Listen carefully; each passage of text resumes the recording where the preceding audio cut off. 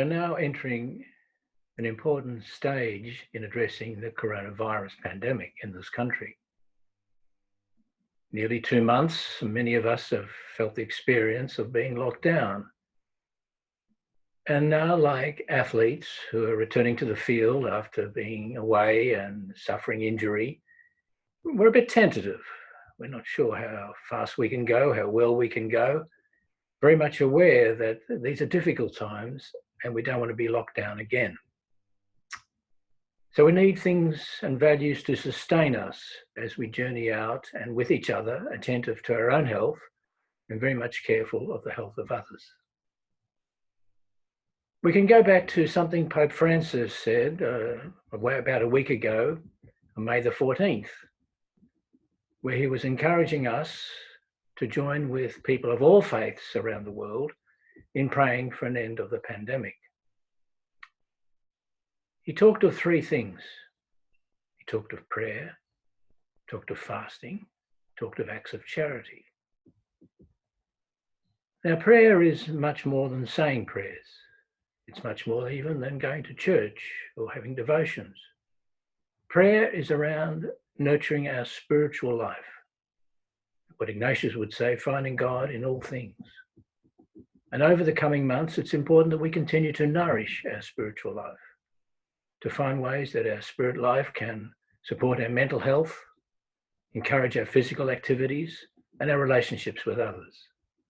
So it's important that we go back to what really nourishes us spiritually, contemplating, praying, but being aware that God calls us at this time to find that presence of God, that Spirit of God in new ways and with one another. Fasting can sound like we just give up food or alcohol for a period of time. But fasting is really about sacrifice, being prepared to take what we have, to share what we have, to sacrifice something we have for others. And we can see the sacrifice in our health workers who risk their lives and spend many hours of the day caring for us and those who are sick. We can see sacrifice in people who have sacrificed their income to share it with those they're working with, or even reducing the work days they have so that others may work even more. We see sacrifice expressed in so many ways, and it calls us, invites us to be attentive to the pleasures, the graces, the gifts, the resources we're so privileged to share in this country, and be prepared to sacrifice something for the good of others. Acts of charity, of course, are something we know. We care for others, we're attentive to people in need. And at this particular time, there are groups that are particularly asking of us, inviting of us to be kind and generous.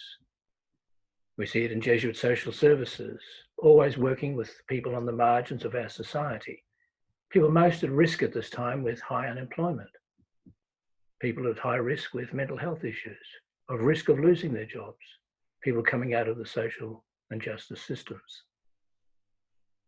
We think of the Jesuit refugee service, especially working with people seeking asylum and refugee who have had no financial support from this government, at high risk of their own mental health, but also for their families and their well-being.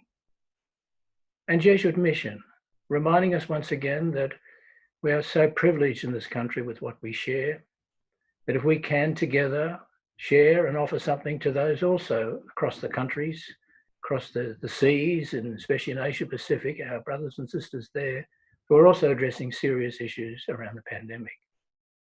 These are but examples of acts of charity, inviting us to think of others, share with others, be attentive to others as we go forward.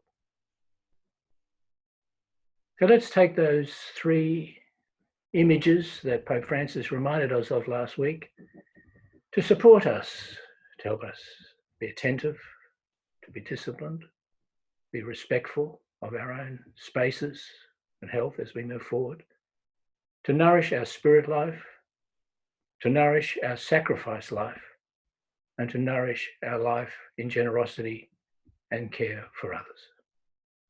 Let us go forward together, strengthening our nation and our church and our people for one another, but also attentive to the needs of the wider